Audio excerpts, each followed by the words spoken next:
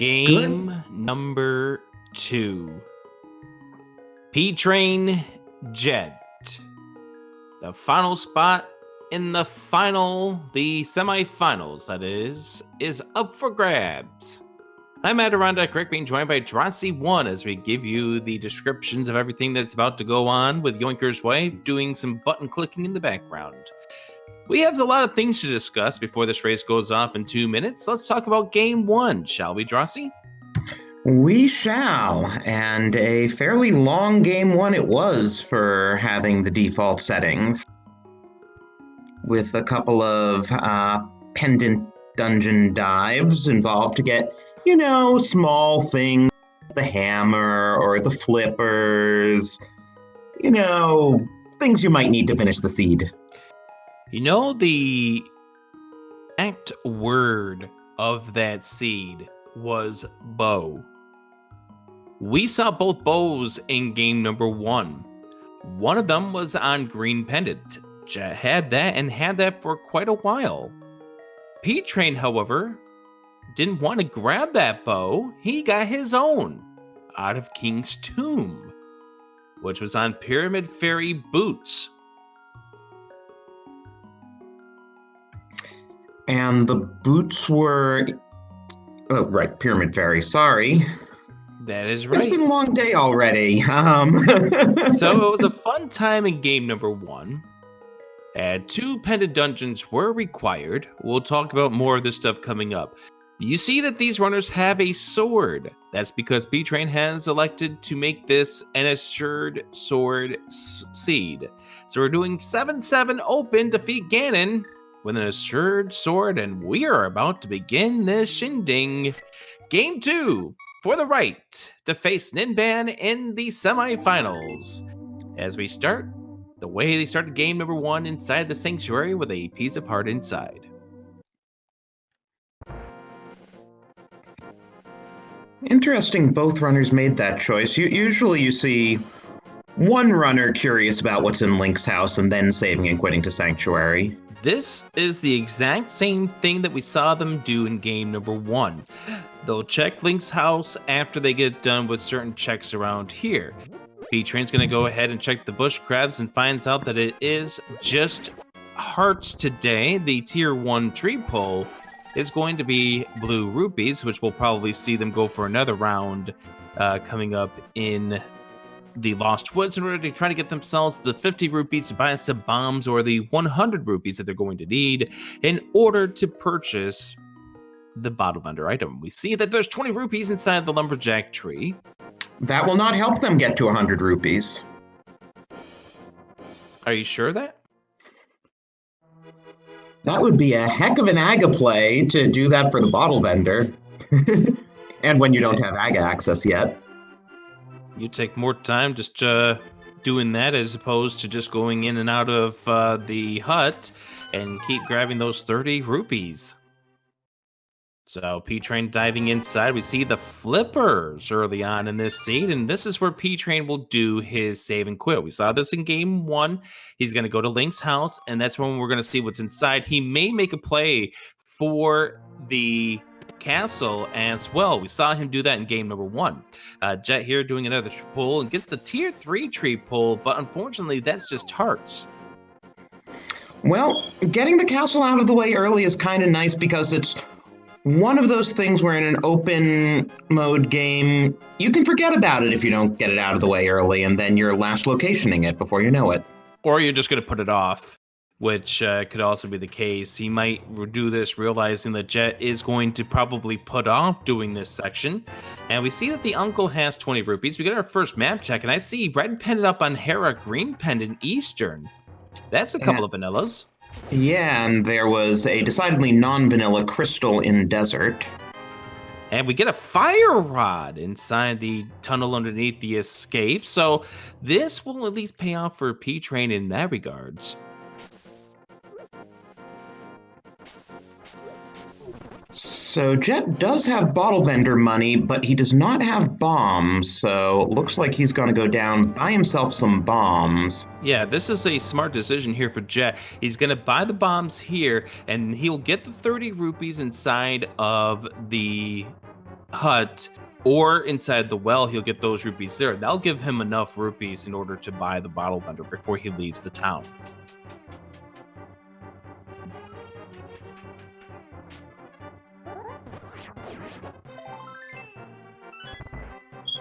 P-Train just finding a piece of heart so far, but that fire rod could come in handy for some quick kills on some of these guards. Yeah, you're likely going to see him use it on the ball and chain guard. Now, here's the other part of this, is that fire rod could put Dark Cross into logic here for P-Train if he decides he wants to press on any further with that assured sword of him. And maybe this is why P-Train is elected to do this, is to make the castle a more valuable location early on.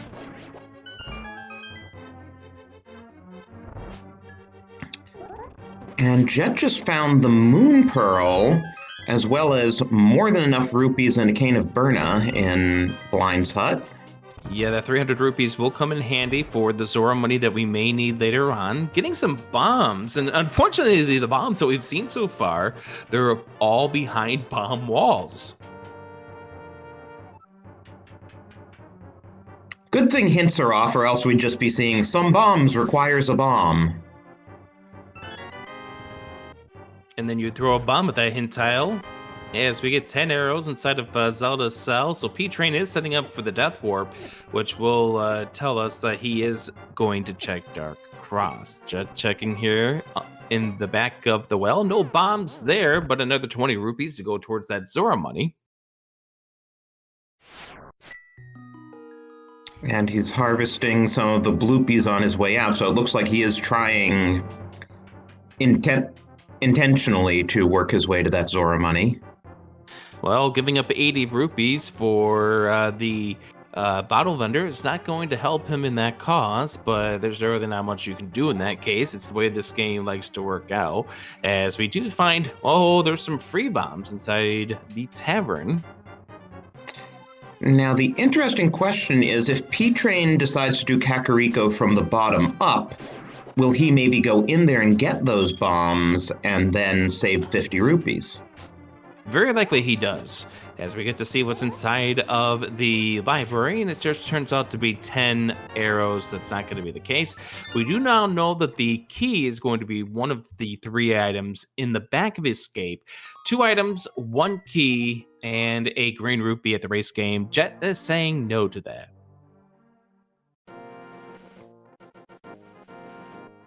So P-Train's now going to make his way over to the village, and what he's going to do is he's going to try his luck with the 50-50 bush pulls.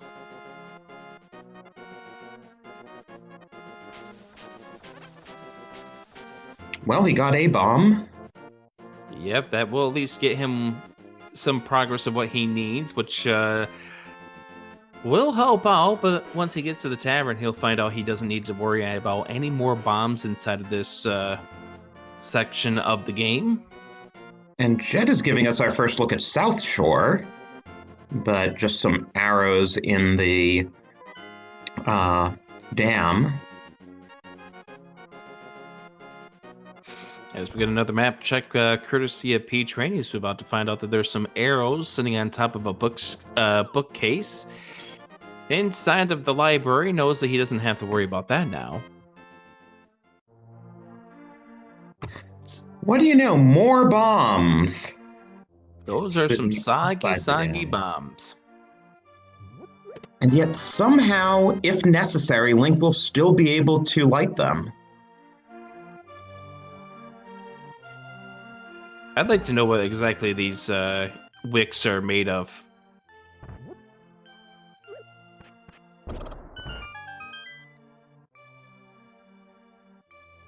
Either that or I question the water supply of this Hyrulean atmosphere. Maybe it's a really arid day and they dry out very quickly. Oh, and there's our first bottle from Mini Moldorm Cave. Otherwise, some life, but nothing essential. That would explain why so much of this territory is without greenery. Like, look at this. It's all brown that you're walking on. Despite being on the shore of a lake. Well, the lake probably flooded and just destroyed all this grass. Maybe a future Link decided to play the Song of Storms and completely flood this thing. So Jet is taking advantage of those early flippers to take a quick route up to Ice Rod Cave. I imagine he will then do the flippers checks and hope to get 90 rupees in the course of it. Well, Never mind. Still gonna do a save and quick, because what he'll probably do now is go to Link's house and then head on into the lake from the north side, go to Hobo that way. Yep, saves having to swim up to Hobo and then back down.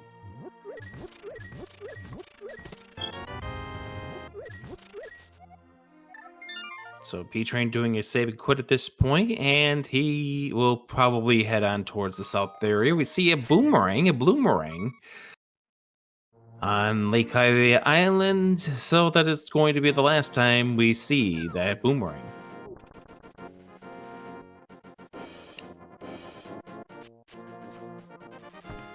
So P-Train's going to be doing the same thing that Jet just did. The only difference is P-Train has the fire rod for future considerations.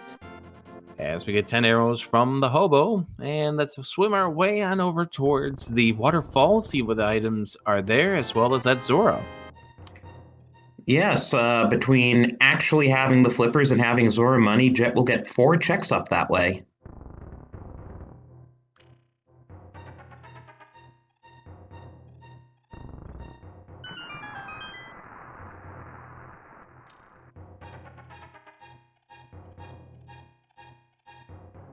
So just to recap a bit more of the past race, despite the fact that with all those checks of pendant dungeons, it went past the 100-minute mark for both runners, at the end of the day, there was only a minute and a half or so separating them, and we got a glove there. That'll be nice for checking the back of Escape, which we know has the key, so there's no other way to get there.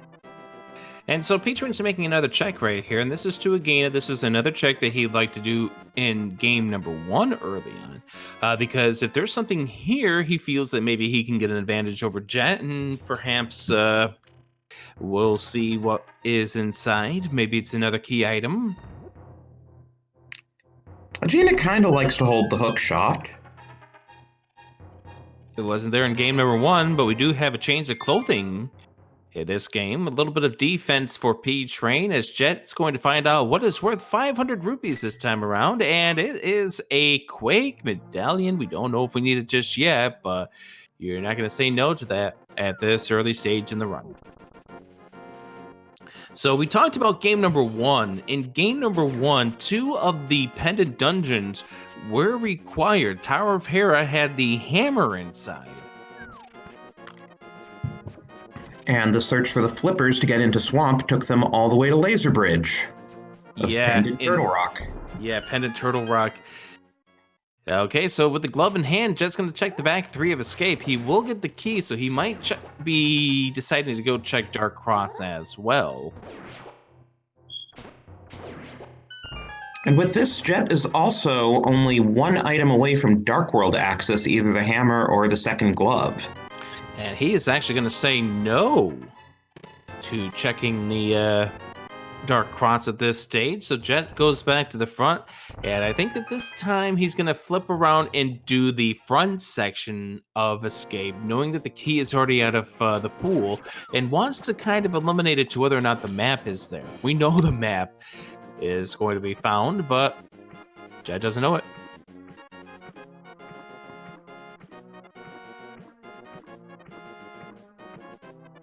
And P-Train is now doing his flippers checks, so once he heads to Waterfall Cave, he will get that glove as well.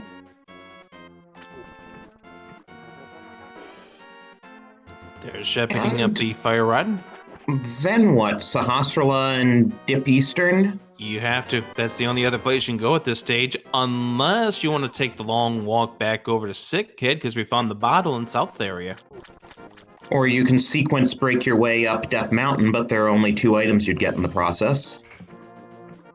Yeah, but yeah, we know how game number 1 worked out here in regards to the hammer being in the Tower of Hera, as we just mentioned, it could be a possibility of finding it there, but you'd like to find the mirror first before you even make that run.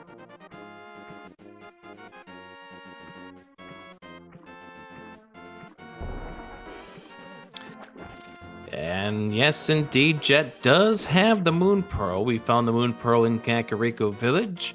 As P-Train's about to go find his wealth of money that will give him enough to do the Zora check.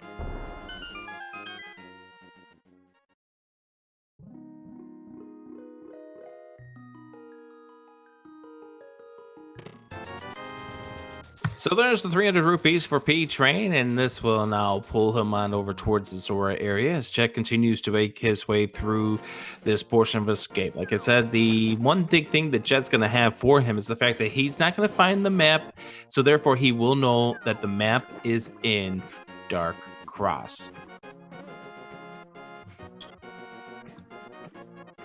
And now where to for P-Train? I mean, once he goes up and gets the items up here. Now, one interesting note is that we did see Jet be the first of the two to sequence break the mountain in game number 1. Maybe he might choose to do that again here, but again, I have a feeling that a lot of his decision is going to be whether or not he finds the map. Now, you see Jet trying to set himself up for a death. Now, he's not going to have to pull this off once he finds out that there's 10 arrows in there, and there's the save and quit. So he's now exhausted everything in logic except for Agena, Sick Kid, and the Sahasrara Eastern area. And the wealth of the items takes him over towards the Sahasrara Eastern area.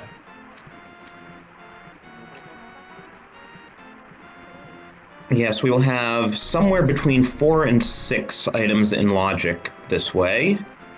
And given that Jet can easily do dark rooms, I'm sure that means he will get at least 2 items out of Eastern if he chooses to go in there. We have 4 to 6 items that are in logic and very good odds that we're going to find something that will make it take us to the next step. Here's 50 rupees. There's some bombs. And there is a red rupee. So we're going to head on over to Eastern. Where there will be 1 to 3 items in logic, and otherwise progression has to be on Sick Kid if Jet doesn't find anything in here. That is right. So P-Train going through here, he's going to get his key and the 2 pieces of hearts. There they are. And he knows that that last chest is a key, so doesn't even need to open it up. And as we head inside of the Eastern Palace for Jet, we shout out Smitty Nova for that 22 months of subbing to the Speed Gaming Network. Very much appreciated. As we head through Eastern Palace, as you mentioned before, there could be 1 to 3 items here that is in logic. Very likely, under most circumstances, you're going to get 2 items out of here. And there is an item that will open up another item inside of this dungeon. Also opens up the mountain. Yes, there are only 2 checks we can do on Death Mountain. 2 items we can collect, 3 checks because we'll see what's on Spectacle Rock, but only 2 items we can actually collect from that. We would need either the mirror or the hookshot to be able to see more of Death Mountain. There's 20 rupees right there. That is item number 2 inside of this green pendant dungeon. And the big thing here is you want to see the hookshot. Hookshot was in Eastern Palace in game number 1. Maybe it's here once again.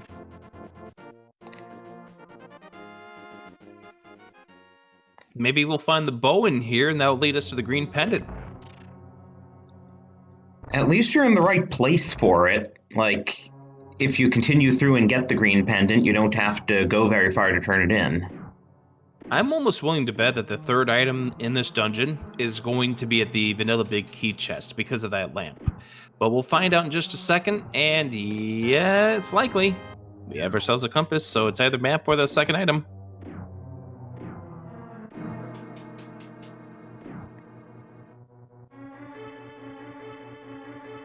And P-Train following close behind. He's already collected his lamp. He will soon be getting that big 20. So we know there's going to either be something in the big key chest here or Sick Kid. Progression is just around the corner. Or Death Mountain with that lamp. There could be something on the old manor That is inside true. Spectacle Rock. 4 items that are available to us at this stage. And the answer here is just a heart container. That is a no. Jet has pulled up all 3 items. Do you check Sick Kid before you go up the mountain? That is going to be the next question. It's certainly easier to go up the mountain from a sanctuary start. And 2 items versus 1. And he is heading straight for the mountain as P-Train checks the big chest and finds the compass inside. You know, you have to think with that lamp that the progression is going to be here via either the old man or inside Spectacle Rock, Rossi. Yeah, I was going to say it feels more likely that the lamp would be pointing at something than that the bottle would be pointing at something. Because the bottle, that was a spear 1. This lamp is a spear 2. Well, the lamp is a spear 1, but what we're getting out of this is going to be a spear 2. Something like that.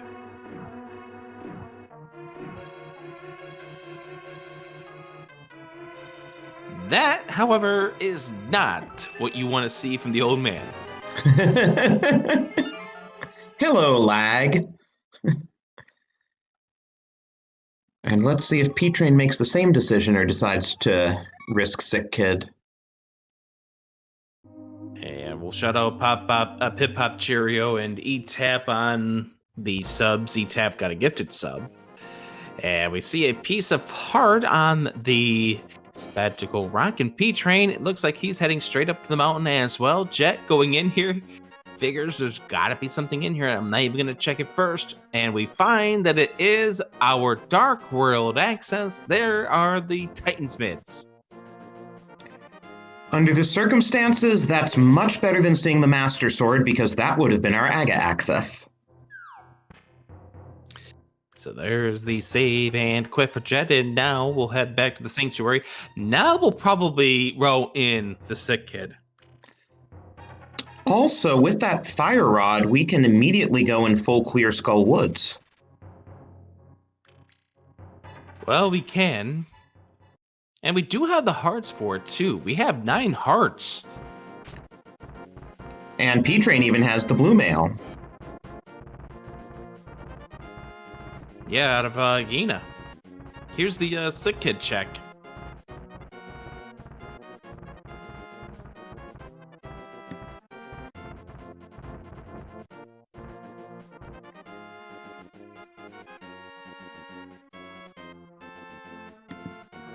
Sick Kid's just 20 rupees. Horrible piggy bank robber that Link is. And we get ready to see what our Dark World is going to look like. We do know that we're going to get 1 pendant plus both ends of the 5 and 6 combo. So extremely likely that Skull Woods is a crystal we'll need anyway. And so, No. Skull is a pendant. We have our 5-6 combo with the Palace of Darkness and Misery Mire. Everything else is crystals on this overworld here in the Dark World. So I wonder if the early fire rod was maybe pointing at an important item in the back of Skull Woods. Well, Jet seems to think so. So he's going to make this route over to here. And he's going to try to starve off these Gibdos. And he pulls this off pretty well. Both of these runners knowing how to play this game. He even handles that Gibdo and Stalfos blocking the door in the next room.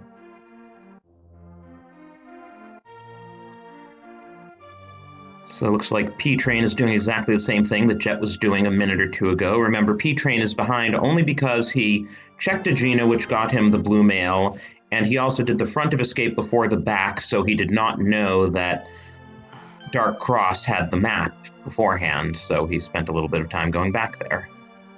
That is correct here. Jet ended up just leaving with that key. It looks like that may have been more of what Jet was thinking about. Didn't want to commit to fully beating this dungeon at this stage. More just wanted to go and see if he couldn't get a key out of the out of that second section, so he wouldn't get locked here in this first section. It makes sense because without the mirror, it's really annoying to go for that chest in the back. So P-Train's going to avoid doing Skull Woods at this early stage, and we'll pick up the shovel out of the chest game. Interesting fetch quest item. If the runners find the mirror somewhere in this area, P-Train can combine that with his checks over the south side of Dark World. And P-Train finding the boots are in the Sea House. That should help him make up a little bit of time just by being able to move faster. By the way, both items in the Skull Woods is going to be Fire Rod blocked. Keep that in mind, and Jet is going for it.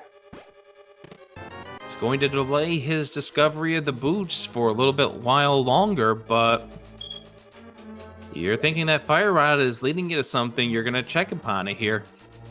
And P-Train is going through Thieves Town now. He does not have the hammer, so he may be forced to orphan an item in the big chest, but he will know by the time he finishes the dungeon whether that big chest has an item in it.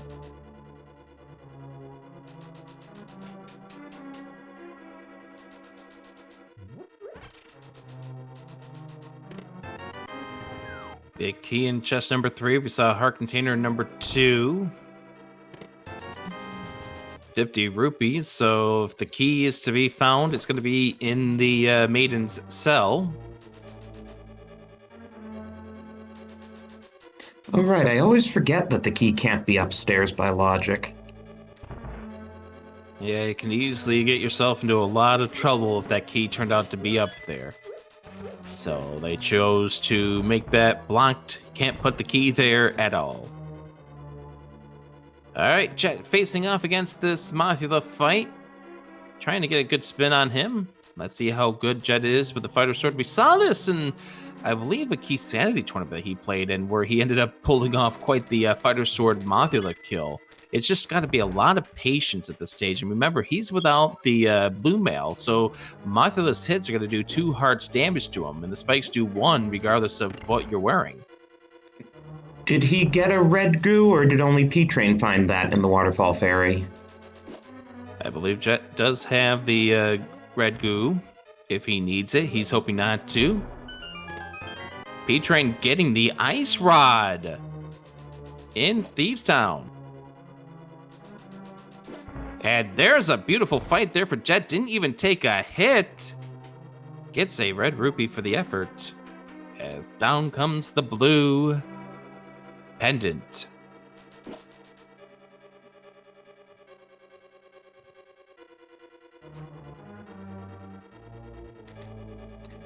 So I was watching that fight. I did not actually see what P-Train got in the upstairs chest. Ice rod. Oh, that would explain why there's an ice rod on his tracker. That is correct. And since that's on the critical path in a crystal dungeon, there's no way Jet will miss that ice rod either. Yeah, we know how sometimes these ice rod hunts can be. And we're not going to lose out for not having the hammer here because the key is locked inside of its own room. As Jet will take a death abuse here, there was nothing good in Skull Woods. So that early fire rod was just a red herring. That we know of.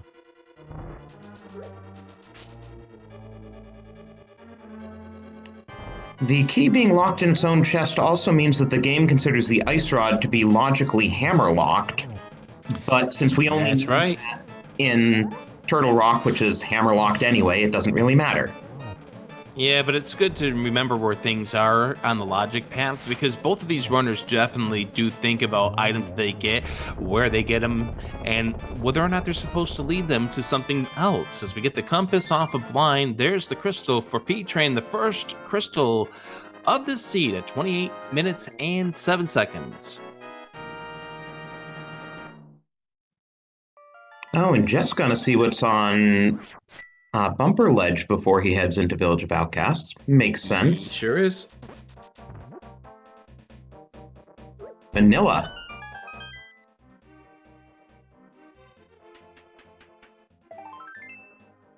A piece of her found there for P-Train as Jet will make his way over towards the Village of Outcast, will get his boots. So P-Train's dashing solo will come to an end in just a few moments. Oh, this is interesting. P-Train is going to save himself quite a bit of time by not touching Skull Woods, assuming he doesn't come back there later. Yeah, that's for certain. And the only reason why he may be prompted to do so if there turns out to be something on the pedestal. And there still very well could be. If we find the mirror, that could make it so that the hammer could very well be on that pedestal. We don't know. We'll find out eventually. If we don't ever find out what's on the pedestal by way of these two, we'll find out in the end credits. Or if we find the hook shot and the hammer, then the mirror could be on the pedestal. That's disgusting. I want you to reflect upon this later. Well, I was just going for the converse of what you said. That's still awful. 29 digs to get 10 arrows. Second sword on Stumpy. That's the first sword we found in the item pool, as this was an assured sword to begin things. So Jet making his way through Thieves' Town. We'll get the ice rod coming up in just a few moments. P-Train's getting ready for everybody's favorite. Since 2017, we've called this the Hype Cave because when it's filled with goodies, it can be rather hype. When it's not, well, sadness occurs. And at this point, it's either goodies here or Kern Jump. Oh, there's a book. That opens up Desert Palace between the boots and a fire source. We can full clear it. And the book is all she wrote here. And so next up here for P-Train, he's going to probably jump into the water and see what's on the pyramid.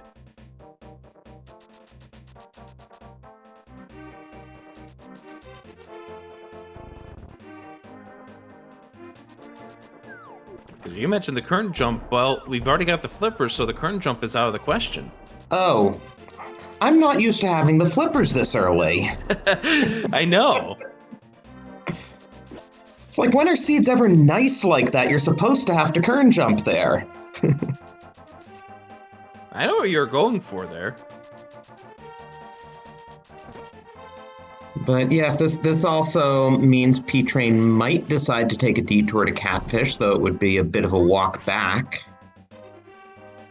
Well, I think at this stage, considering the fact that you're... Oh, there's sword number 3. Well, so I think at this point you have to do Catfish because how it is... Well, I guess not. P-Train's not going to do so. I was going to say because of how long it takes for you to walk over there. But then again, it's probably shorter to walk over to Catfish than it is to the Palace of Darkness, considering the fact that you can just enter the portal from the northwest and just jump into the water and come out the other side.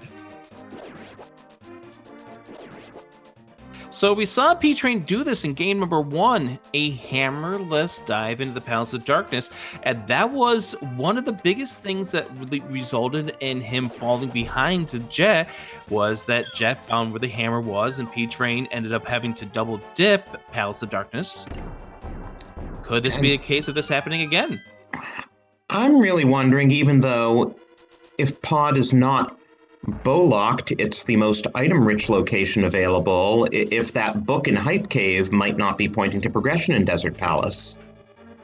That is very much possible. We'll find chest number 1 is a key, so we can continue here by logic. But since P-Train has that red goo, he can use the bottle glitch to get across the bow-locked side if he so chooses. And he also does know how to do the mimic clips here. We've seen him at least attempt to do it in game number 1. He ended up having to give up on it and try something else, which was the bottle glitch. But he is at least going to do it so he can get what's on the right-hand side. Because you never know with these progressive bows. You could very well find a bow blocking a bow. And if it's in pod, guess what? I've seen it enough times. So Jet picks up his first crystal about 5 minutes after P-Train finished in there.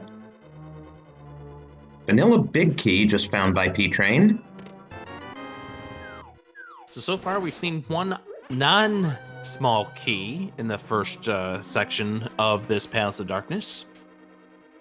Which means there could be an item on this right-hand side, although P-Train is not going to go to the Mimics at this stage. Jet's about to do the 29 digs for 10 arrows. I mean, it makes sense if he can somehow find 5 items in the back.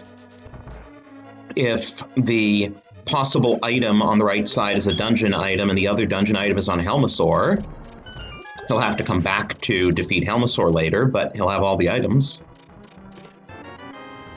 Get a key right there. If we get 2 keys downstairs, that means Harmless Hellway will have a potential dungeon item or an item. But there's a compass right there, so Harmless Hellway is going to be key for key. Interesting decision here. That was the final key, so Harmless Hellway will have a non-key. Oh, that's right. Never mind. It's 10 arrows. Never mind. I'm used to the people doing this together with the Mimics, so therefore I am wrong. But this is an interesting decision here for Jet. This could be a chance for Jet to make up for that Skullwoods dive here with the Breadsmith in tow. That also means he is presumably not thinking pod, because if you try to approach pod, the Smith will magically turn into Kiki, which is an amazing transformation, even more than the fact that a dwarf turned into a frog to begin with. You know, P-Train was trying to set himself up for a death here, and that would have been really awful if that turned out to be Sanctuary Heart. There's a hammer in vanilla! Wow, but still no bow. But now you have to check the bow-locked side to see if there's a bow-locked bow there, and then you can just finish off pod. Hey, he's done. He's done. That is huge. But that hammer was fully in logic. So, hammer for P-Train. This is huge. Now, there were people talking about the potential of Ice Palace having something earlier on. We now have greater access. We have full clear access to Ice Palace, but looks like P-Train is now making the desert play with that book. Yep. While he's doing that, Jet is checking those boots to see if the boots lead to anything of importance. So, P-Train heading over here to the ledge. We'll find that the ledge has a piece of heart. That is another vanilla piece of heart location. And what do Bunk Rocks have for Jet? The final sword. Wow. The 4th sword. So it is entirely possible that both of our runners have Butter Sword before too long.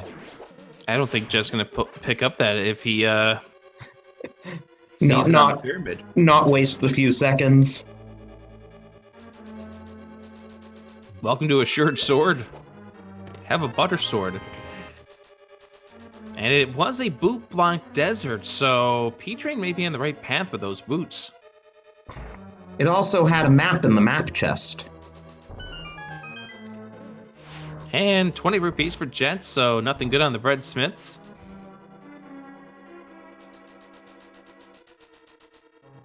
So Jet's next stop is going to be to dig up something. Makes sense, and I'm guessing he'll probably head over to desert after that while he's in that part of the light world. Everything is coming up P-Train right now. But this thing is not done and over with. We do know there's going to be an item at Lamola. And the bug catching net is what we are going to dig up today. So we were locking required swag. This is the opposite of game number 1, where P-Train was the second one to the hammer. Jet was the first one to hammer inside a palace, in the Tower of Hera. And here it is, once again the opposite. P-Train has the early hammer. Is it going to be an advantage for him? We'll yet to see. And we have a relatively limited number of plays if Lanmo doesn't turn up anything. Really, Ice Palace and Catfish. I mean, and P-Train hasn't checked the Boots locations and Jet hasn't checked Pod yet, but in terms of locations we know we can access that we haven't seen either run or check.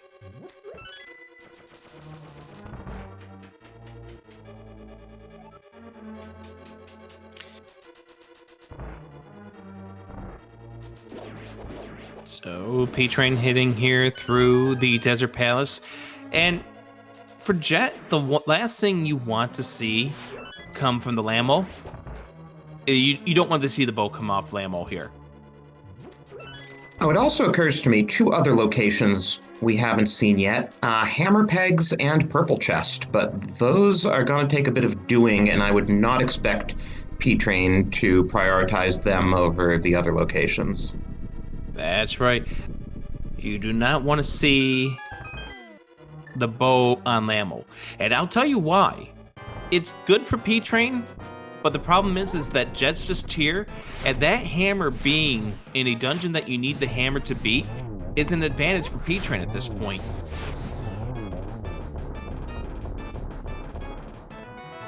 And it is the bow! Wow. And that's going to push Jet over towards the Palace of Darkness. Which will get him his hammer. Yeah, like I said, that's the last thing you wanted to see if you're rooting on P-Train, because that gets Jet over there. It will get him his hammer, and that was the greatest advantage that P-Train had at this point in time. He still will have a little bit of an advantage, but Jet's going to be able to single clear the Palace of Darkness just like he did in game number 1. It also raises an interesting question of, is anything on Green Crystal, Green Pendant? And if so, not that they have the mirror to immediately check it, but do you go back there and check it? Well, at this point in time, you still need the mirror. We don't know what medallions we're going to need. We've only seen the Quake. We know we are going to need the flute at some point in time. And we definitely need the hook shot as well. So there's a lot of reasons if you want to check that green pendant. And we mentioned game number 1, P-Train put off checking that green pendant. In fact, he never checked that green pendant. That's where Jet got his bow.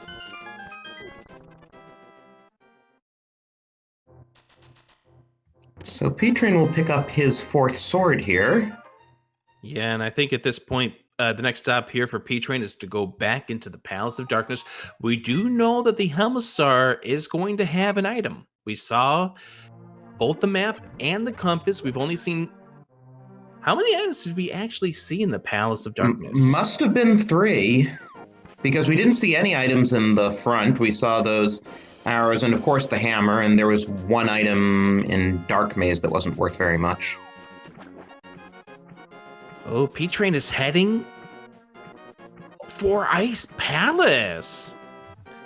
Wow. I mean, with a butter sword, Cold Steer will be easy. Oh, for certain. Probably figures there's really not much of a reason to check that bow at this stage. You've already checked the Palace of Darkness. Jet now is going to go check Agena. He's going to get his blue mail. So for those of you who aren't aware, there was a new release just, I think, yesterday or the day before for the Randomizer that changes the hookshot logic for Ice Palace. So I believe it's if you can find one small key not on the right side and the big key on the right side, then it is not hookshot locked. But we find the big key in chest number 1 here inside of this nice palace as Jet makes his way. And where is our next destination here for Jet? Probably, I'm going to assume purple chest is going to be amongst his considerations. So the right side is logically hookshot locked, just as it was in the old logic if you found the big key that early.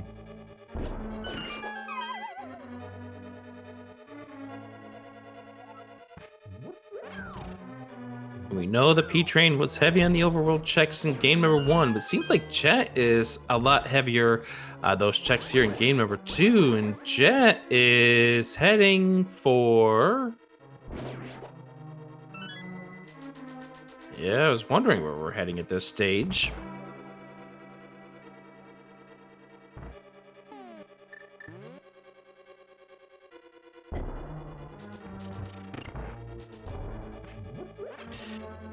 Oh, I know where Jet is heading to. He's heading to Catfish.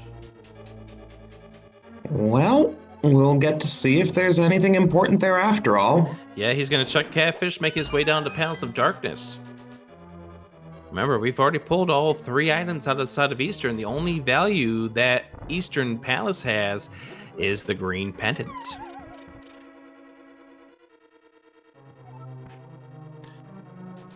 B-Train about to do a bomb jump here to get him on over towards the right-hand side. So, Catfish. Oh, Catfish.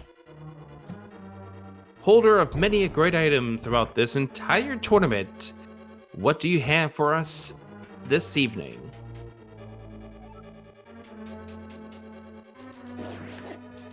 Well, today he just has a piece of heart. He's clearly singing Janis Joplin. Thank you, because that song was already in my head. Anytime. And now I can hear her screeching through my headphones. And I even have her on at this stage in time. And P-Train also found a piece of heart over on the right side, and that small key means that Cold Stare is logically hookshot locked as well. All right, Jet is making his way over here. Does he pick up the butter sword, seeing it on the ledge? He is going to choose, yes, he is going to pick it up. So both runners will have the butter sword. Actually, I should say potentially that small key means that Cold Stare is hookshot or Cane of Samaria locked, but we don't have either item. So P-Train making his way now back down to the 4th basement. Making his way over, gonna make up some iced tea. What's in the iced tea today?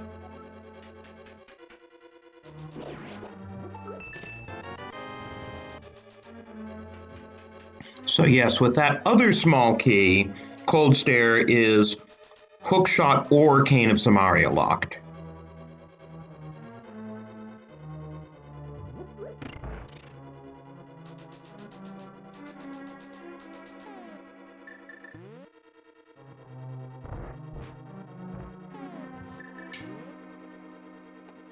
And the lack of a hookshot means we're also going to need to get at the big chest the vanilla way if we don't find the 3rd item here.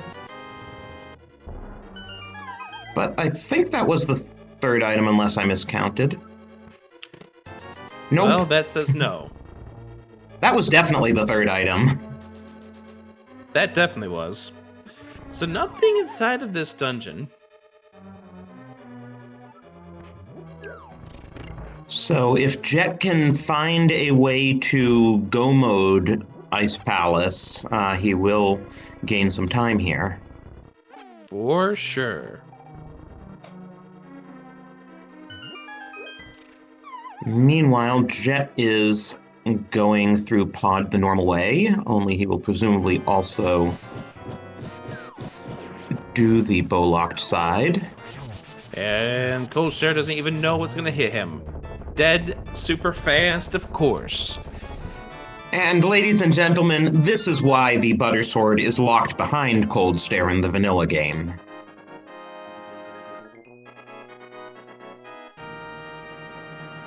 I don't know. We see runners destroy Cold Stare with the Tempered Sword, and many no major glitches attempt. So, as you remember, we didn't have access to the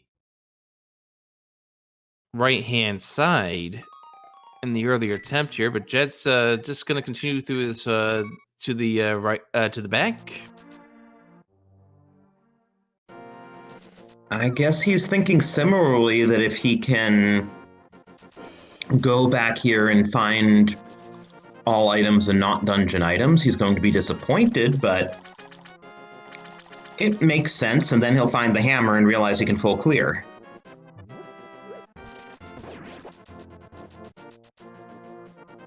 P-Train's going to find out what the shovel yields. We already know it's going to be nothing this time around.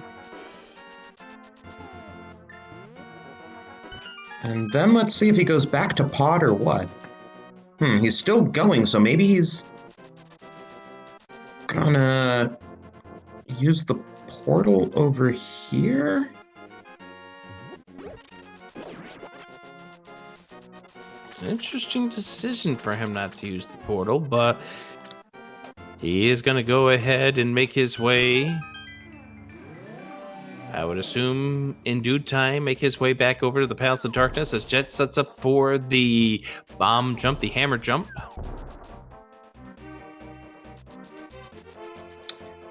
Tough one to pull off, but a lot of our really good runners can do it pretty routinely, as Jet just did. And it is a true hammer jump this time around. There was the hammer for Jet. Now we head over towards the remainder of this, about to pick up the map. We'll realize that the Homicide King will be dropping an item this time around. Doesn't have the mirror, so he's gonna have to take the annoying long path to death here. And what do we have left? We have 2 items left in pod. We have hammer pegs, and we have purple chest. And progression has to be in one of those 4 things. We also have Spike Cave. Good point. The Cane of Burner puts that in logic. And P-Train showing off his attempt to hover as he tries to clear the barrier. And he does not this time around. He's going to try to give it one more go. This is a tough one because you have to come in a bit diagonally.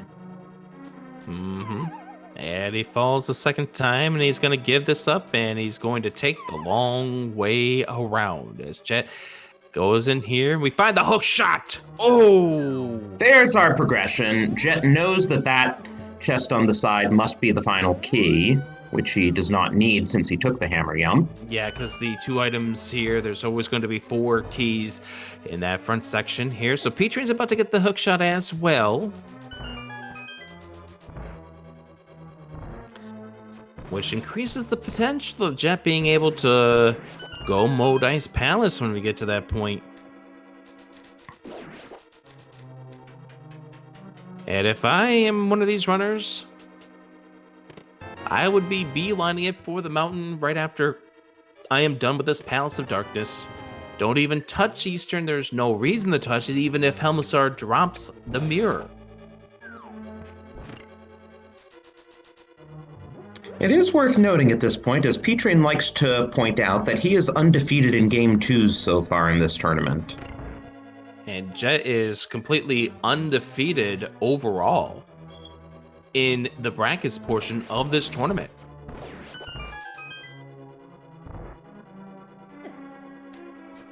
He has swept every series of this brackets portion of this tournament. Round of 64, round of 32, round of 16, and now here in the quarterfinals.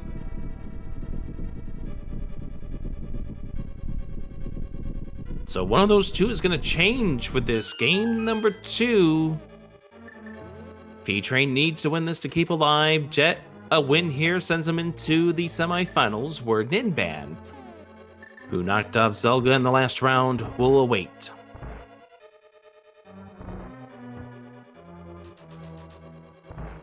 Alistar is down, and Jet will get a shield for his efforts. Lovingly crafted by Fisher-Price. Fisher-Price is not a sponsor of Speed Gaming, although opportunities do exist. Contact Fiesel. Back to the race.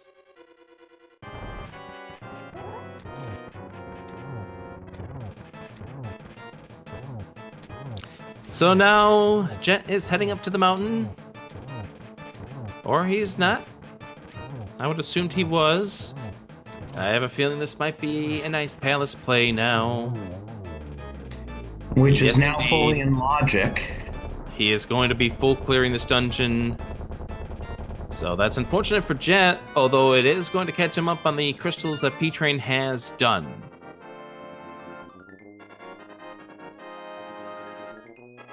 But I think P-Train at this point is going to head straight for the mountain. And if he finds the red cane up there, it'll immediately put a full clear of Turtle Rock in the cards.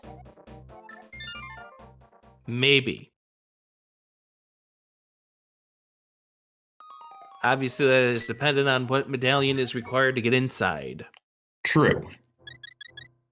And there's the mountain play here for P-Train. So many items are up here. Between Paradox... I was just thinking the fact that we've only found that Quake might signify a vanilla Turtle Rock entrance. And that's understandable. Like, there's that comment about it being a 33% chance that he can get into Turtle Rock at this point, but it is definitely dictated on logic, where it's a greater than 33% chance, but mathematics suck, and I'm here to commentate a race and not go through a y plus z equals x equation.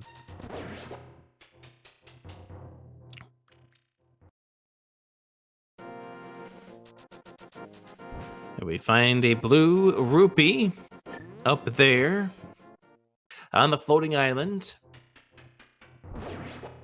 We know we gotta find the mirror. We know we have to find the cane of Samaria. We know we need to find the flute at some point in time in these proceedings.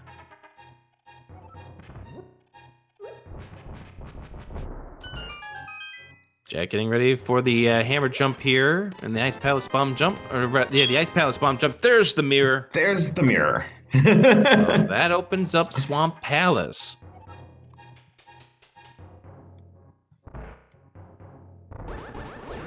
It also means that if at some point P-Train has to do the Smith's Chain, it's become a lot easier. And there's the flute, too. And the powder, which gives another check in the Smith's Chain.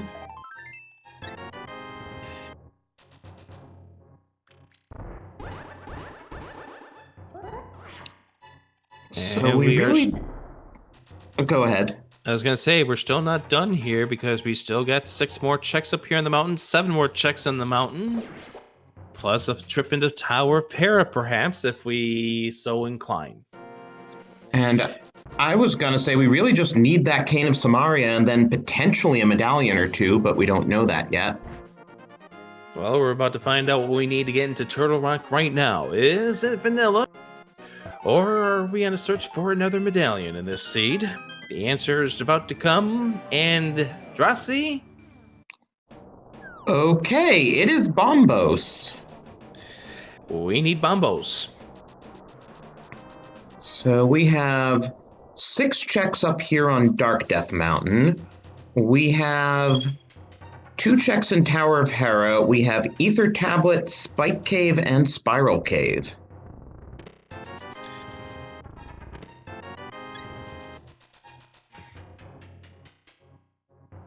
P-Train checking everything he possibly can. Hookshot will be the next stop on this destination. Jet being disappointed by the right side of Ice Palace.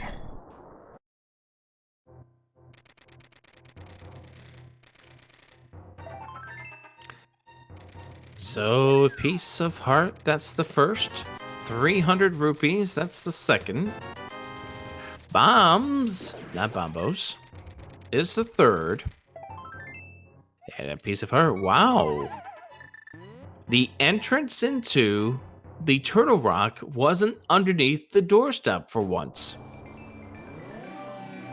But it could yet be on Death Mountain, you never know. He's gonna do Spiral Cave first. Get the east side out of the way. And then we'll probably see a save and quit. He's found the mirror, so, well, I guess it's still faster to save and quit back to the old man. Yeah, you're going to see a save and quit at this point. And 10 arrows, there's the save and quit for P-Train. And so if he does want to go into the Tower of Hera, he's going to start at the old man. But that flute does open up potential of going into the Mire area. Looks like he's gonna activate that flute.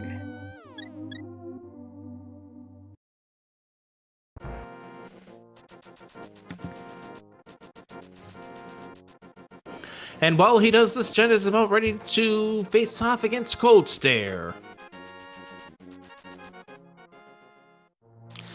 So at 59 minutes in, our Go Mode Index. Bombos, Kane of Samaria. We don't know about the Ether Coin just yet. We're going to find out what we need to get into Misery Mire real soon. As the 07s go into the chat here, as we summon the duck, as Jet will get his crystal, P-Train will get his access to Misery Mire coming up. Oh, we're getting the ped check. We are getting the ped check. And if this weighs down switches or creates a ring of fire, we know that Jet's got a little bit of an advantage back by going into Skull Woods.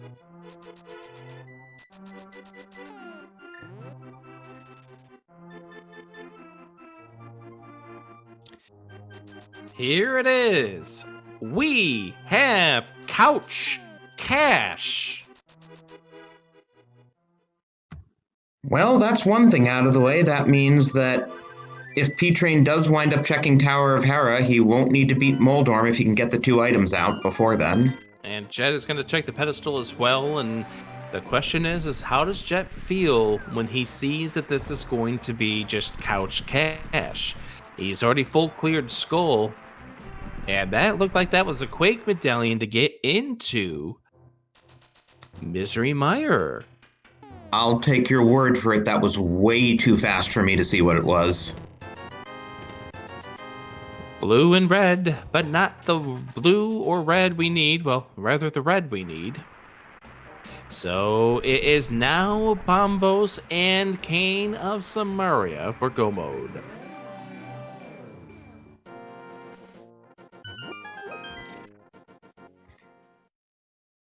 Chat pointing out that, well, we had a vanilla hammer. There's no reason we can't have a vanilla cane as well. That would be absolutely disgusting if we do, but P-Train is going to go to where the items are. We have access to 6 of them coming up here in Swamp, plus also the Bombos tablet. We'll make a 7th check. And it's time to pound some pegs here for Jet.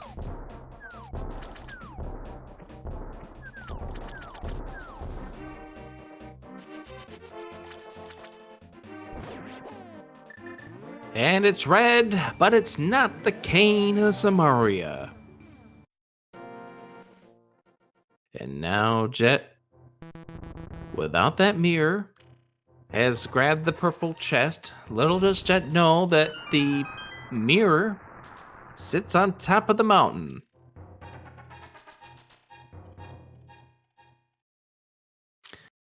But if this turns out to be something of great importance, maybe Jet can get an advantage. But I have a feeling that what we're about to see is what P-Train's about to come across here in Swamp Palace. Statistically speaking, that is likely. As we find bombs at the purple chest. And he's pretty much gonna have to go up Death Mountain to get his progression. Indeed, Absolutely. he is starting from the old man. Now, don't forget, there's several checks here that P-Train did not make here on this mountain. He didn't go to the Tower of Hera. He didn't check the Ether medallion. He didn't check Spike Cave. Now, granted, if P-Train comes up empty,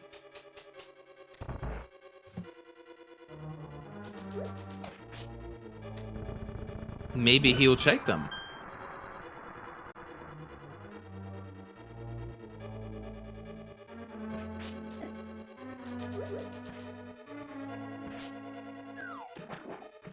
And bear with us as we have ourselves a little bit of a Twitch hiccup.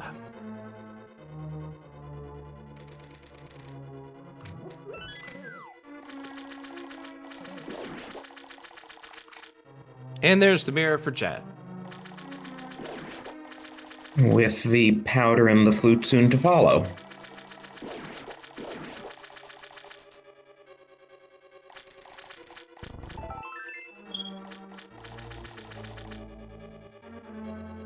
So nothing useful in those first two chests of swamp. Yep, we're about to find out what's in the remainder of this dungeon. But that also means P-Train, the logical choice is to just go for the back, hope for the God Swamp. If both dungeon items in the big key are on the left side, you don't need to think about the left side if you can pull out all remaining 4 items back here. Well, the thing is, for P-Train, is you want to try to see what this hookshot, what this mirror is supposed to get you. Plus, obviously, West Side Swamp can't be a bog, and we get an accidental map here for P-Train. He wanted to show us that he knows how this dungeon works. A heart and a map, so there is going to be at least one item on that left side swamp.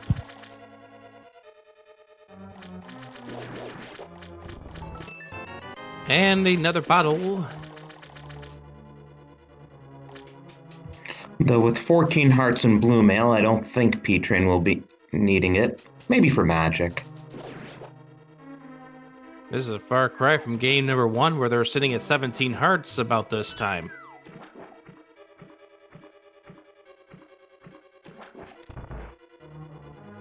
Jet is heading into Super Bunny Cave. It'll be interesting to see what Jet does. Because right now P-Train does have an advantage over Jet. And right now he's about to get another dungeon advantage.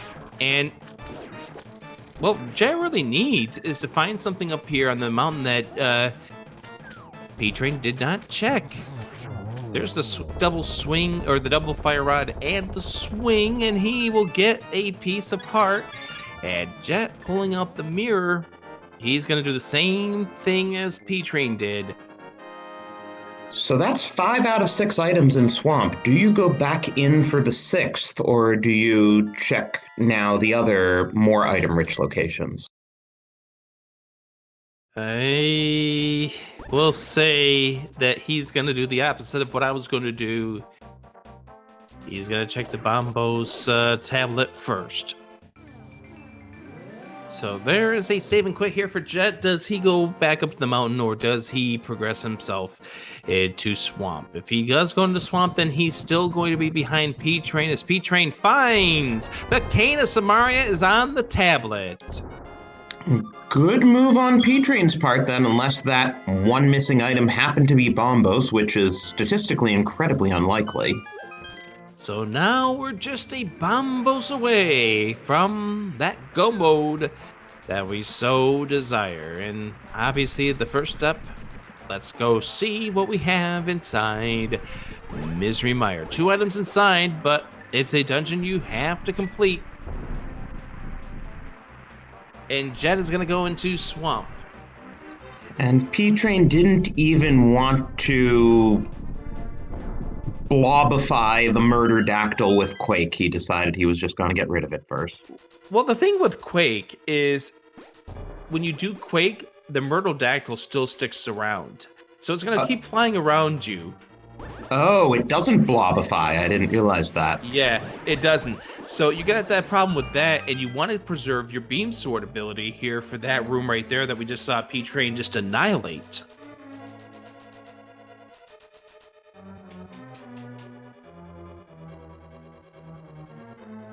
That was a beautiful, beautiful first room for P-Train.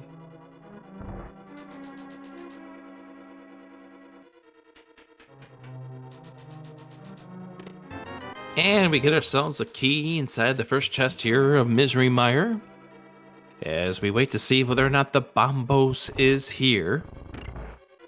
If the Bombos isn't here, then it's decision time for P-Train. Where do we go from here? Chat astutely pointing out that, well, birds aren't on the ground, so they wouldn't feel an earthquake.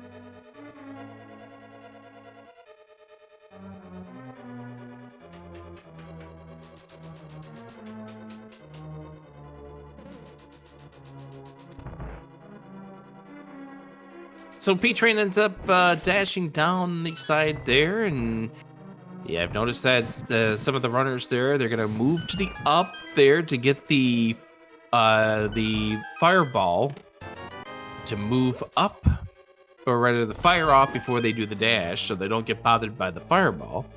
We do get a blue rupee as the first of the 2 items here inside of this Misery Mire. And P-Train is going to check the vanilla big key chest before he continues with his other checks. At this point, there's a 1 in 3 chance it's the big key. Well, that was a little spicy there for P-Train, with those whiz robes right on top of him, but he was able to get through unscathed.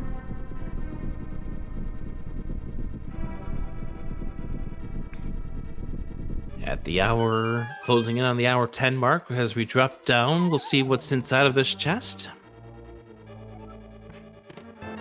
And it's 10 arrows, that is it. So the Bombos is not here. So now P-Train is going to be spending the remaining time inside of this dungeon figuring out what his next move is going to be. Do you do the overworld check stuff with the breadsmiths, with K45? Or do you go up the mountain? Now, there's certain spots that we have yet to check. We haven't seen Graveyard Ledge. We haven't seen K45 yet. So we haven't seen Magic Bat either. That's right. We haven't seen Magic Bat either. So there's still a lot of places that we can go that are in different routes of where the other one might go. This race isn't over with until we get that Bombos. And soon Jet will have to make that same decision about, do you go to the left side of Swamp for 1 item? We'll see if he makes the same decision as P-Train and whether that has any effect on this game. And don't forget, it still could be on Green Pendant, could be left side Swamp, it could be somewhere in the overworld. P-Train may get baited to going into Skullwoods, which Jet thought because of the Fire Rod was his destiny early on. Ooh, P-Train getting... Oh, that was unfortunate here for P-Train. Got bothered around with the block there. Ended up costing him some extra time, but he's able to get things figured out as P-Train makes his way, gets himself ready to go for Spooky. There he goes. Was able to preserve it despite all the issues he had with the block. And Jet finishes off with Swamp. Now decision time. Oh, that was interesting. The first Fire Rod shot did not trigger Spooky. It took him a second one. And Jet is leaving Swamp as well. And he will get his Cane of Samaria. And that will put him into Misery Mire as well. Here's P-Train facing off against Vitreous. Pretty solid fight here when you have the resources. Just got to be careful of getting hit by those eyeballs. 8 wood arrows later. +1 for good luck. Jet is heading for Cave 45. He is not immediately heading. Oh boy. Makes me wonder if he'll continue up and do Magic Bat if he's already going up this way.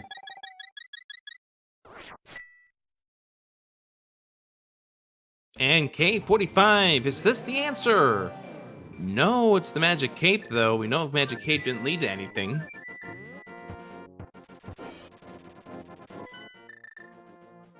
And a very good point by Chat. Jet did not activate the flute yet. So he has to go this way. So he'll almost certainly route in Magic Bat then. Yeah, it's a loose square for him at this point. He's gonna have to. And P-Train's gonna be doing some overworld checks, but he's got another check that he has available to him over this direction. A big red bomb. Meyer was the second of the 5/6 crystals, so yes, he has just made that available. And it was very important in game number 1. It had the boots for Go mode. And Jet gets the... Oh! Wrong coin! Wrong coin!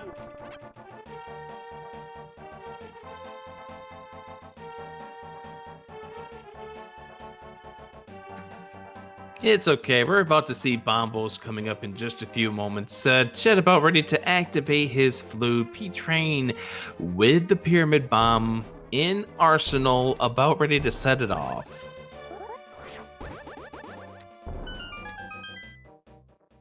And inside, we have the Bombos. That is Go mode for P-Train at 1 hour, 14 minutes, and 1 second. Do we have to burn you since you said we were going to see Bombos in just a few moments? Yes, we do. Because this would not be the first time I was correct with an item prediction. Remember the bow about 40 minutes ago? Maybe 30 minutes ago Yeah. now? This has been a very solid route here for P-Train, as Jet will go into the Meyer's shed first, and then he'll make his way into Misery Mire. But for those of you pushing for a game 3, it looks like we may be on the way to having that coming up. It looks like P-Train's undefeated Game 2 streak will win out over Jet's undefeated in bracket streak.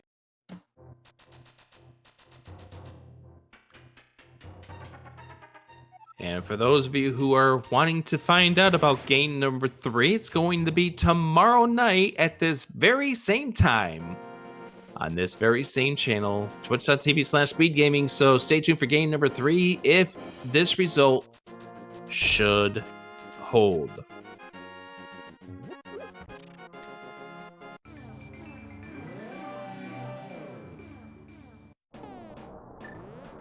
Here's Jet going through. Nice job with the wish ropes. Got one remaining. Oh, I don't even know what those enemies are called, those squiggly things. They're just annoying. They like to go wherever you aren't. They're popos. Thank you very much, chat. You guys are a great resource.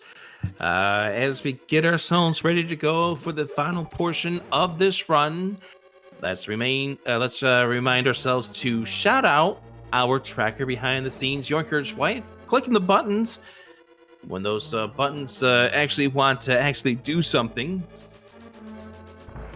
So I know we have some tech issues during this stream, but thank you very much for the hard work here for Yoinker's wife and anybody who clicks those buttons while we're talking about these seeds.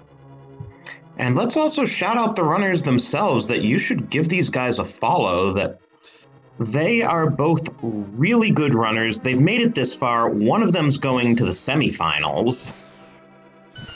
That is right. One of these will be facing off against Ninban in the semifinals.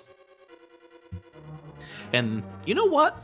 We're going to have a great semifinals. It's going to be really, really entertaining, really fun, some great decision making, some great routing, some great execution.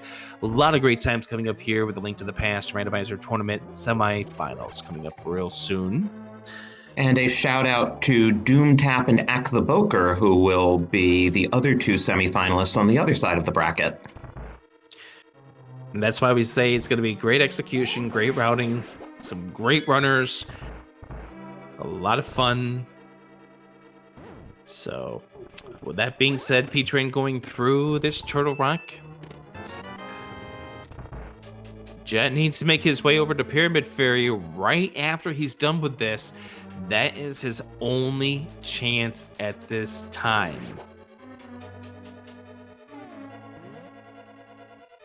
And even then, it's going to be a lot of time to make up. Yeah, absolutely. I mean, maybe Big Key routing could do it if it's one of those cases where Dark Magician winds up being the correct play and Jet does Dark Magician or something like that. Yeah, the thing is that Jet made what he felt was the right decision. He went after that fire rod to see whether or not it led to some sort of progression. And when it turned out to be both items were fire rod blocked, it baited him into that decision. P-Train stayed away from it, and that allowed P-Train to get the advantage he did, because you gotta also remember, Jet did the Breadsmith chain without a mirror in hand. So there's a lot of things that came into play here in this match. Yeah, I can't fault either runner's choices. P-Train happened to luck out by not, as it turned out, wasting time in Skull Woods and also going to Death Mountain right after Pod, figuring that that was what the hookshot was pointing towards. Mm-hmm. And it's just a case of just luck wasn't on your side on this run. Jet having some issues with the second half of Spooky, just like P-Train did, but does nail it after a couple of attempts. As P-Train gets his way into this final portion, the only thing that we could find that would make this seed even faster is if we find the silver arrows, but we're not going to go out of our way to find them.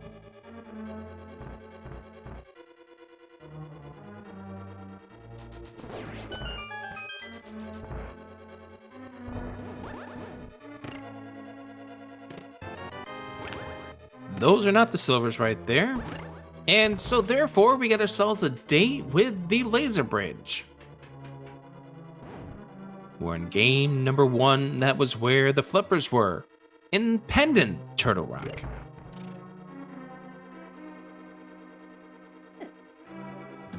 So our runners are now technically even on the crystal count once again, but Jet absolutely has to do that Pyramid Fairy play if he wants any sort of hope of coming back in this seed.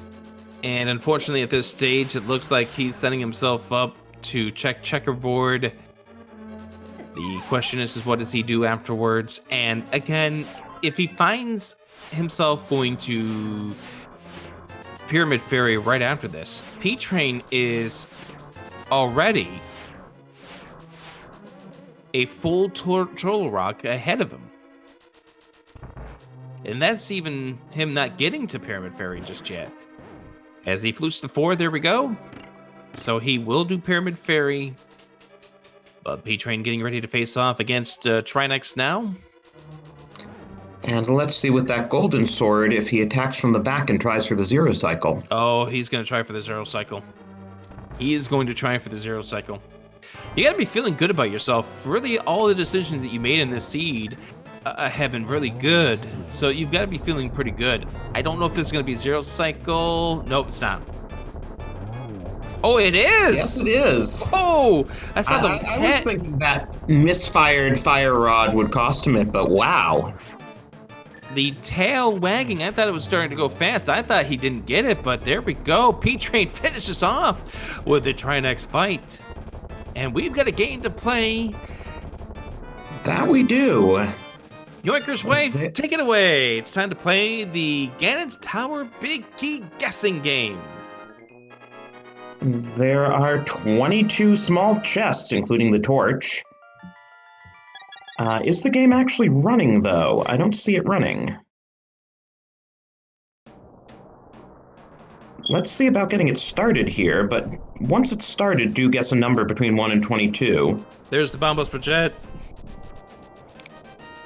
Oops, I'm forgetting what the way to start it is.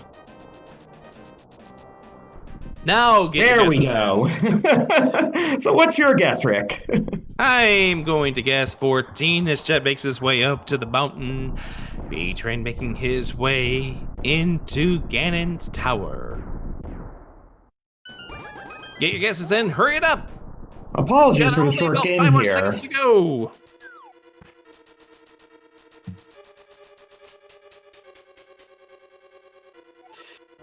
And chest number, or rather spot number 1 is going to be the map. Good luck for everyone getting the 60 points this time around. Wow, yeah, that's quite a lot to have on the line today. That'll probably put the wiener on our leaderboard flat out.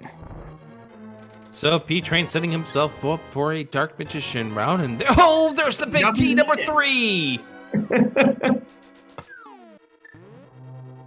Yeah, it would take several Moldorm and Ganonfalls for Jet to catch up with that fast of a big key now. Eagle Eye 3! Shoutouts to them. They're the big key guessing game winner for this time around. Also, Yandrill, Zero Wing, Brittle Winds, and Flortus also getting some correct guesses for the bonus points as well. So congratulations to you guys, and thanks for playing the Ganon's Tower Big Key Guessing Game. We'll do it all again tomorrow, 9:20 p.m. Eastern. That is when Game 3 between these two will be, should this result stand. And it looks like Eagle Eye 3 has also propelled themselves on to third place on our leaderboard. So congratulations for that.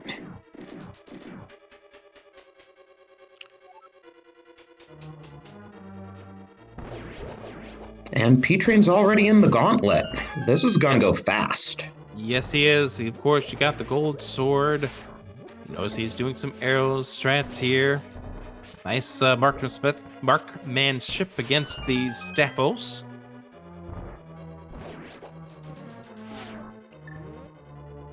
Switches on over to the fire rod after doing the merry-go-round here.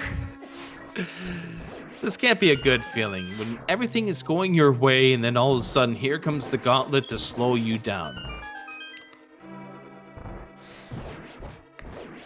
I'm feeling bad about saying this because I don't want to give commentators curse, but this should be a sub 130. It's going to be very, very tight. 5 minutes to get up the tower plus do Ganon Silverless. It's possible, but it's going to be tight. Nice spin attacks there to get Landmos at the very beginning of the second cycle. Here we go, 5th floor.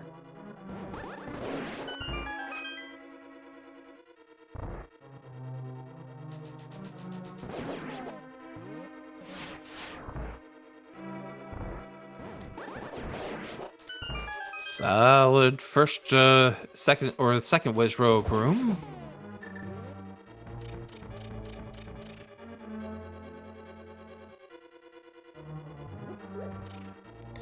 P-Train saving his magic since he doesn't have half magic.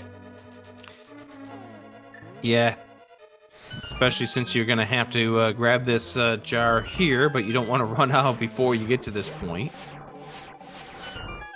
And nice decision there for P-Train, knowing his timer was about to elapse. And holds up before he goes up the stairs. If you go up right as that timer for opening the door elapses, you risk despawning all the remaining enemies in the dungeon, which means you would have to mirror back to the beginning because you can't beat Aga 2 if he's not there. Yep, and then in that case, sub 130 would not be a case. It would not happen. Red Rupee inside the pre-Moldorm 2 chest.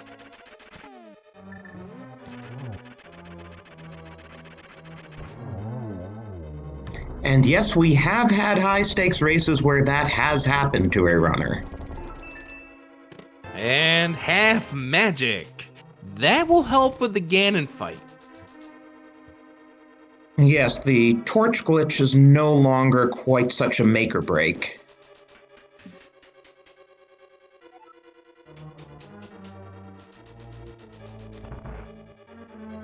Alright, let's see how the geometry will work for P-Train as he gets settled and ready to go. And it looks like he's got himself up settled for good. Oh, that should have been a triple, but unfortunately got hit with only 1 out of 3. Ooh. Oh, couldn't turn around fast enough. Singles all 3 cycles.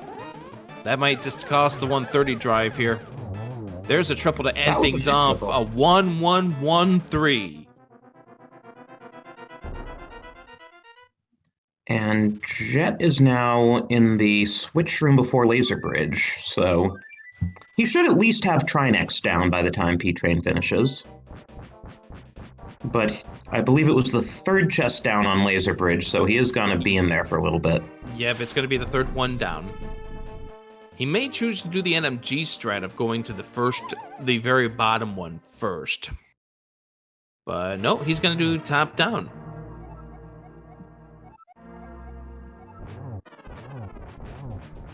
So 6 swings of the sword brings us to stage number 2, and you see he's just wailing away. Jet picked exactly the wrong order for the chest. He figured, well, I'm almost at the bottom. I'll do the bottom before next to bottom. Yeah, we get a mushroom. A mushroom there for our efforts. And no badgers in sight.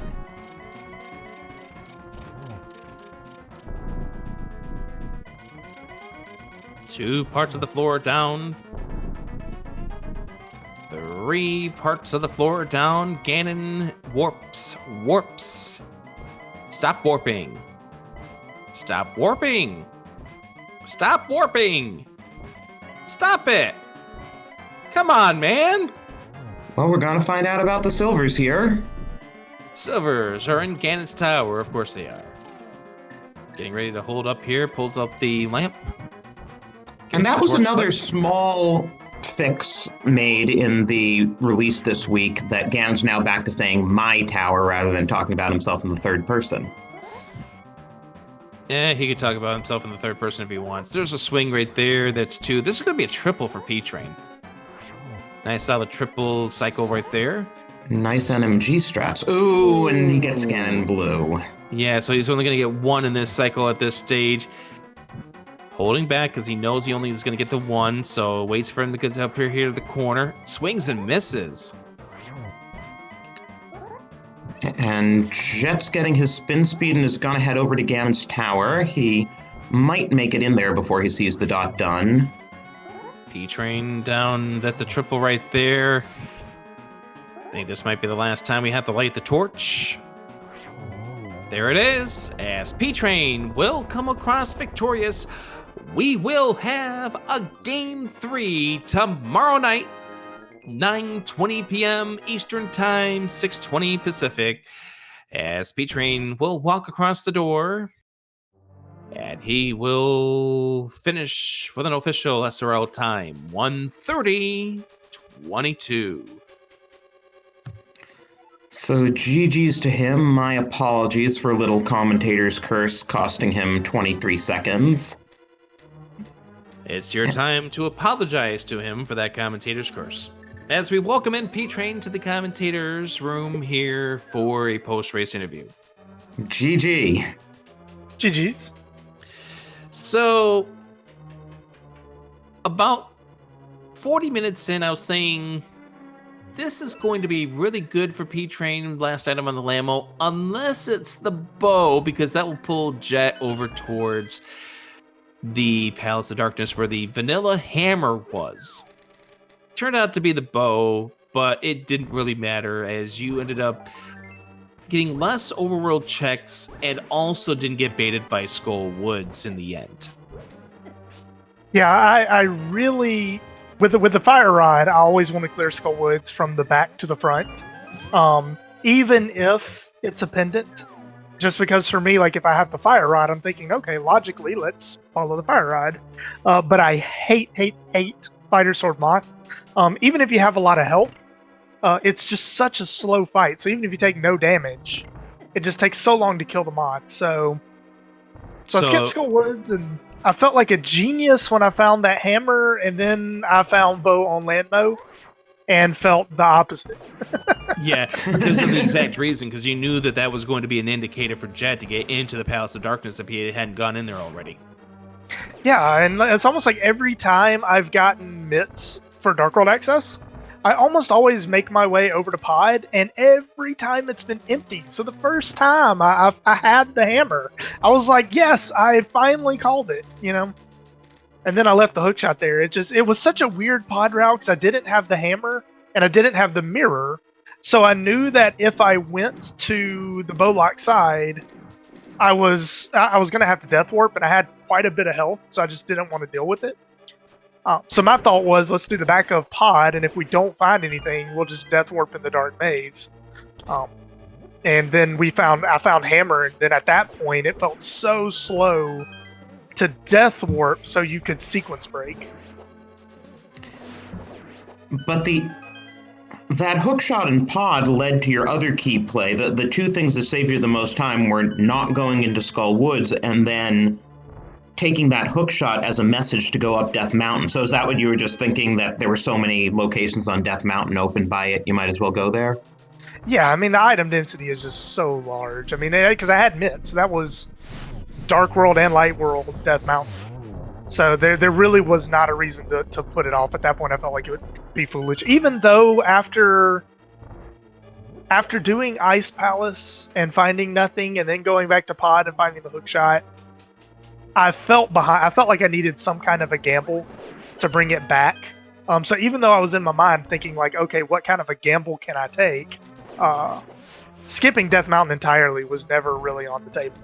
I did skip Hera and even the Ether Tablet, including Spike Cave, which felt a little aggressive at the time. But I did have access to Swamp Palace, so why not do that? Yeah, it was another item dense play at a dungeon you had to beat. Yeah. And then there was the one item left in Swamp Palace, and I'm literally like being as dramatic as possible. Like, am I willing to bet my entire tournament career right now on this one item being junk? Because I needed a gamble, and I felt like the gamble was to go back. You know, I felt like the gamble was to go for the one item. Because at that point, I still had Skull Woods, I had Hera, Ether Spike, Smith Chain. So, so many faster locations I could check. So, luckily, skipping it was the right call. You know, it's not every time we see 5 keys on the 6th floor of Ganon's tower. But Jet did have 5 keys just before you walked through that door. So, as you watch this back, you'll see that Jet made the same plays in regards to in regards to Swamp Palace, made the same play in regards to doing the mountain, not checking Ether/Hera. So those kind of were a wash. And he also chose to go into Ice Palace, not in Go mode, so both of you ended up going through there to find out that the 3 items in there you could live without. Yeah, honestly, I felt behind for the majority of the seed. I was trying to think of the only way I would be ahead.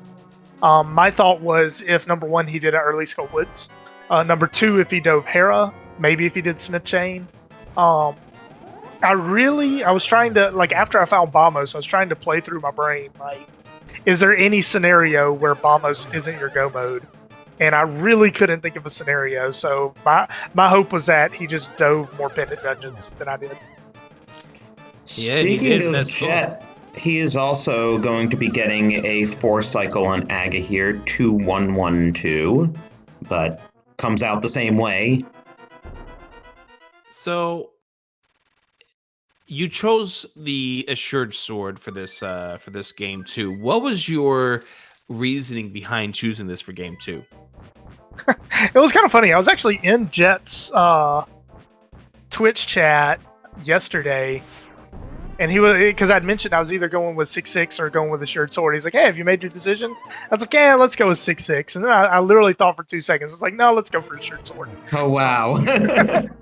Interesting. Because I told him, I was like, you know what? Like, I literally typed in his chat, like, let's do 6-6. And he was like, okay, cool. And then, like, 20 seconds later, I was like, no, never mind, Assured Sword. No, my issue with 6-6. My issue with 6-6 is just so often you get on a forced 6-6 path. And, I mean, if you really want to think about it, like, I think my execution's decent at the game. So for me, I generally want to play more of the game. I want more of the game to be required. So if you just take a complete dungeon out, then for me, you know, I really like playing the game. I think I execute well. For me, I think that takes away one of my advantages of the game when you take an entire dungeon out of the seed. So I don't feel like that benefits me really. I guess we'll see if Jet decides to maybe do 6-6 for game 3.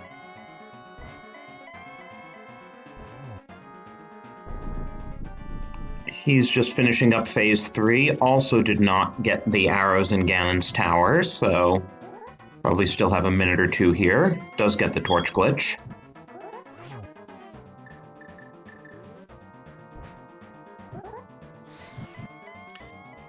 But yes, I hear you have quite a Game 2 winning streak now going, P-Train.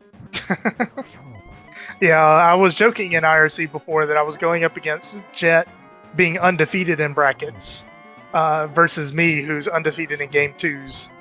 And yeah, it was. I honestly had my money on Jet. I almost it's kind of weird. I would rather either lose today or win it all. You know, like if I win today and give myself that hope, and then I lose tomorrow, it's gonna sting like that much more.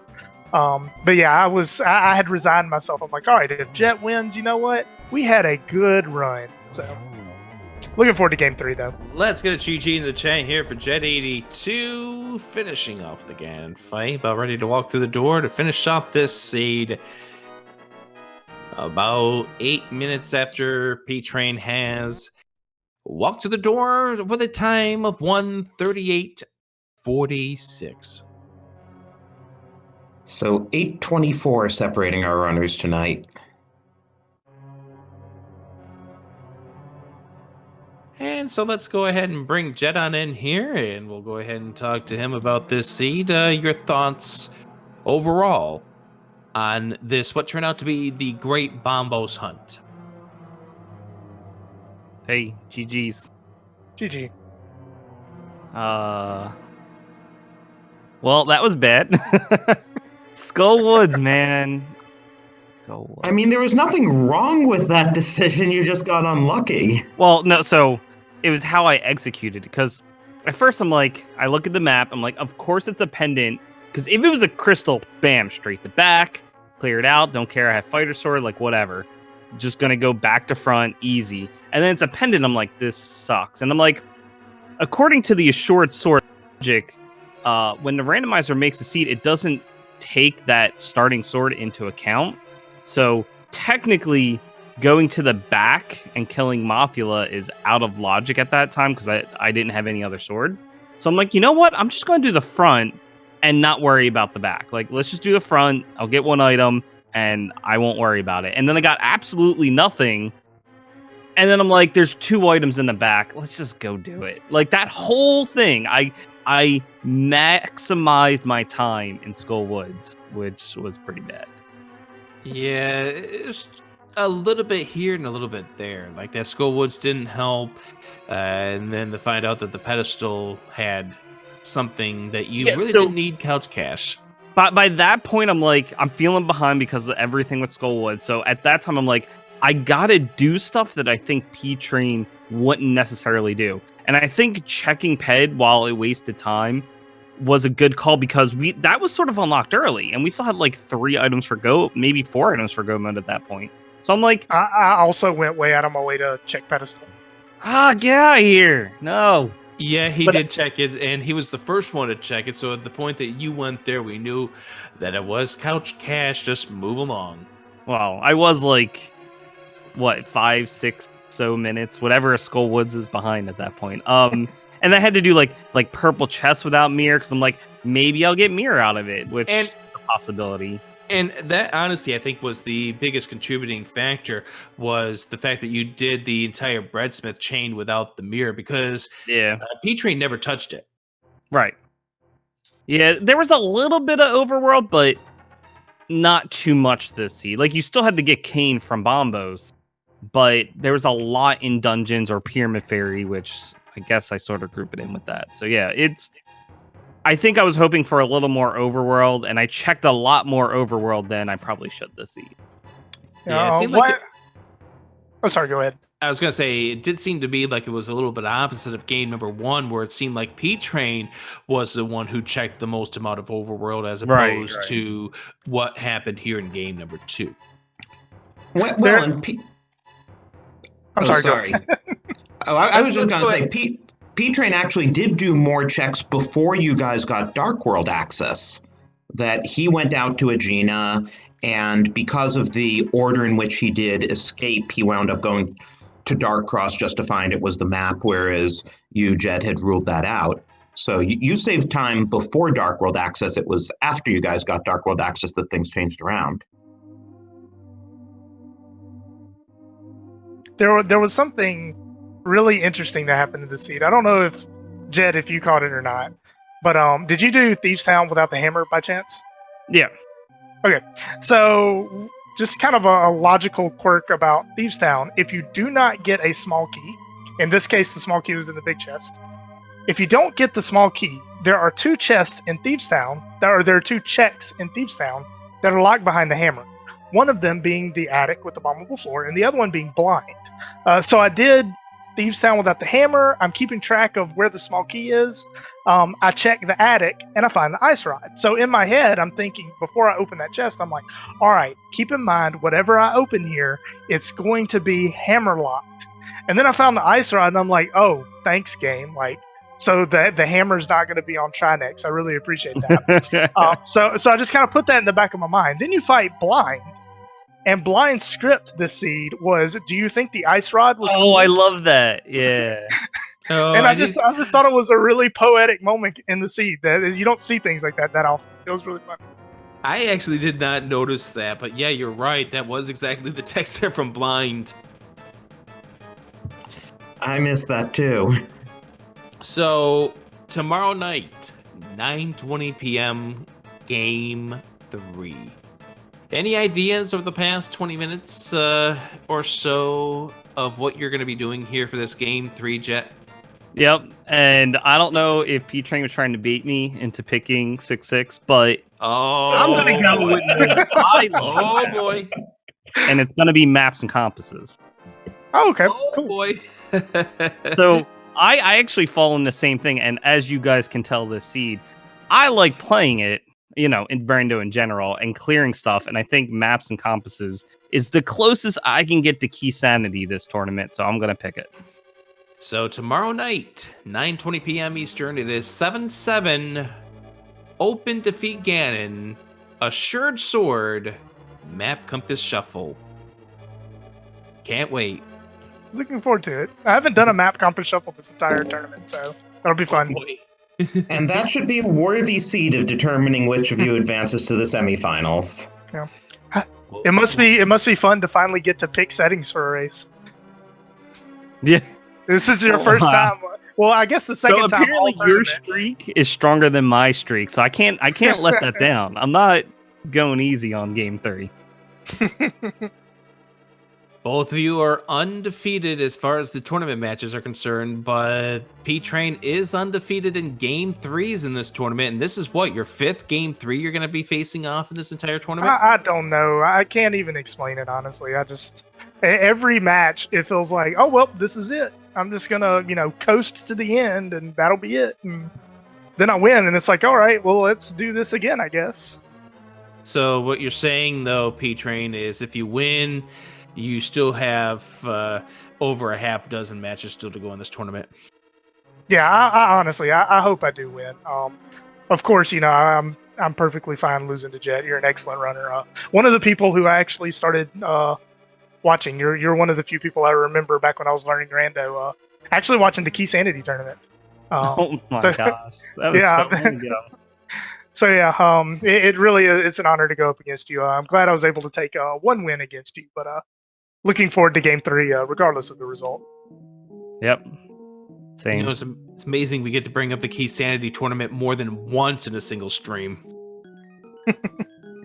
We refreshed your experience with Fighter Sword Mothula and how you did in that Key Sanity tournament match during the broadcast. So let's go ahead and get things wrapped up here. I'm Adirondack Rick, Drosy1, and also joining me on commentary, Yoinker's wife on the clicker duty, Jet082, P-Train. Game 3 tomorrow night, 9:20 p.m. Eastern, 6:20 p.m. Pacific time. Looking forward to it. Good luck to both of you. Thank you. GG's. GG's. So, still to come here on Speed Gaming, coming up at 3 a.m. 4 hours from now, we have the Untitled Goose Game. That's going to be at 3 o'clock in the morning, 12 o'clock Pacific time. Mega Man 9 also coming up on tomorrow's docket. Plus, of course, this Game 3. A lot of fun coming up here, so stay tuned for that. I'm Adirondack Rick, Drosy1. I'll give you the final closing thoughts here, so have yourselves a good night. Well, just to put in one final plug, do follow our runners who both are really great runners here. You're going to want to come back and watch them tomorrow night. You're going to want to watch their future races, whether in this tournament or elsewhere. And be sure to also follow the Speed Gaming family of channels. As Rick said, we have a lot of good races of all different sorts coming up through the day tomorrow. And we also have a family, Speed Gaming 2 through Speed Gaming 6, that you should check out as well. In fact, if you want to see something a bit different, we have Super Mario 3 Randomizer just getting underway on Speed Gaming 2 right now. So check that out if you're still up for a different kind of rando. And with that, have a great night.